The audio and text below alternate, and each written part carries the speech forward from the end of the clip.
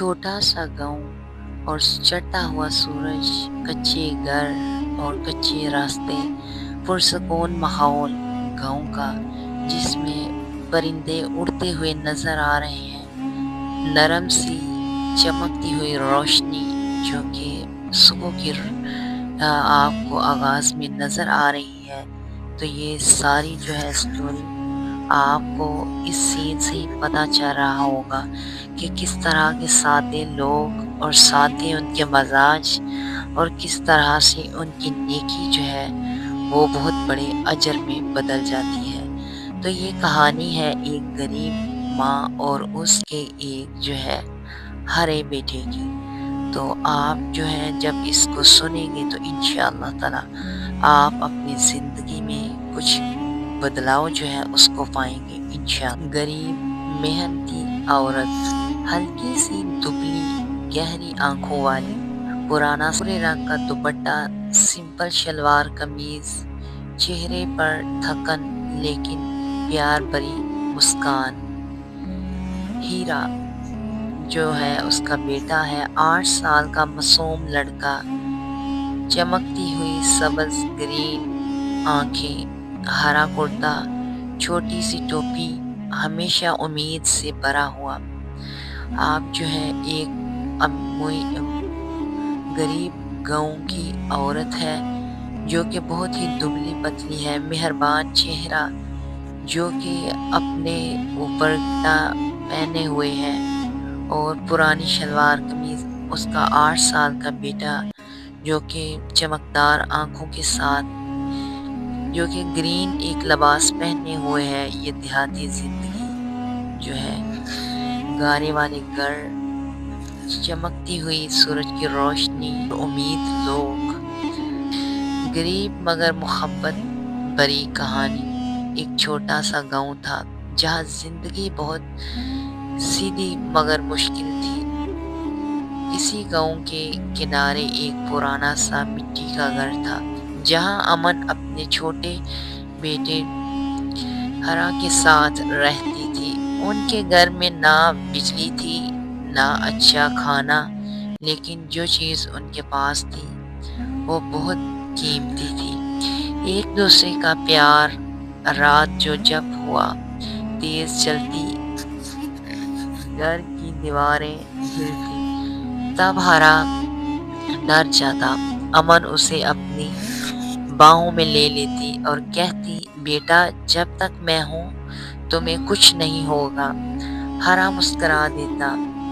एक साल गांव में बहुत जो है बड़ा सूखा पैदा हो गया, यानी कि कहत पड़ गया। ये कहत जो है हर तरफ फैल गया, पानी कम हो गया और लोग भूख से परेशान होने लगे। दो रोटियां थी। हरा ने देखा और बोला, अम्मी अब खा लो, मुझे भूख नहीं है। अमन समझ गई कि उसका बेटा झूठ बोल रहा है। उसने रोटी 2 हिस्सों में बांट दी। दोनों ने आधी आधी रोटी खा ली, लेकिन उनका पेट नहीं था उतला बड़ा। अगली सुबह हरा जंगल गया लकड़ियां लेने। जंगल में उसके एक अजीब मंजर देखा। एक बहुत पुराना दरख्त और उसके नीचे एक बुजुर्ग आदमी बैठा था। बुजुर्ग कमजोर लग रहा था। हरा ने अपनी जेब से छोटी सी रोटी निकाली और बोला, बाबा ये ले, मेरे पास बस इतनी ही है। बुजुर्ग ने रोटी ली। उसकी आंखों में चमक आई। बेटा तुम गरीब हो फिर भी दूसरों को देते हो, ये लो। उसने हरा को एक चमकता हुआ बीज दिया। इसे ले जाओ, उगाओ और सब ठीक हो जाएगा। हरा घर वापस आया और अम्मा को सब बताया। अम्मा ने बीज को देखा, वो हल्का सा चमक रहा था। दोनों ने मिलकर उसे घर के बाहर मिट्टी में बोया। अगले दिन कुछ अजीब हुआ। वहां से एक छोटा सा पौधा निकला जो सिर्फ एक दिन में बड़ा होने लगा। کچھ ہی دنوں میں وہ ایک ہرا بھرا درخت بن گیا جس پر روٹیاں اور پھل اگنے لگے۔ اماں اور ہرا حیران رہ گئی۔ اماں اور ہرا نے صرف اپنے لیے نہیں پورے گاؤں کے لیے کھانا شروع کیا۔ لوگ جو کل تک بھوکے تھے اب مسکرا رہے تھے۔ گاؤں پھر سے زندہ ہو گیا۔ ایک دن وہ بزرگ پھر سے نظر آئے لیکن اس بار وہ روشنی میں بدل کر غائب ہو گئے۔ اماں سمجھ گئی یہ سب تمہاری نیکی کا انعام ہے۔